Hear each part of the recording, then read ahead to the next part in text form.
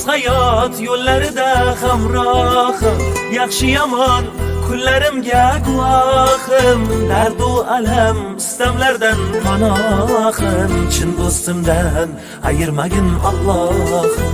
Olis hayot yo'llarida hamrohim, yaxshi yomon kunlarimga guvohim.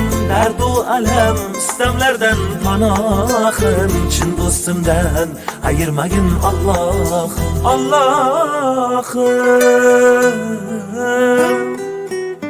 osmonlarga uchar bo'lsam qanotim, nola qilsam yetarmu senga dodim.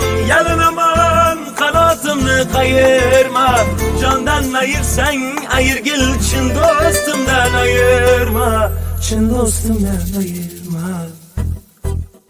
Do'stim kelsa koshonadir kulbam ham, do'stim bo'lsa yiroq yurar mendan g'am. Mayli menga bo'lsin hamma dardalam, chin do'stimdan ayirmagin Allohim. Tangrim quloq tutgil mening nolamga, do'stdan bo'lak kimim ham bor olamda. Gar jon kerak bo'lsa olgin tanamdan, chin do'stimdan ayirmagin Allohim. Allohim,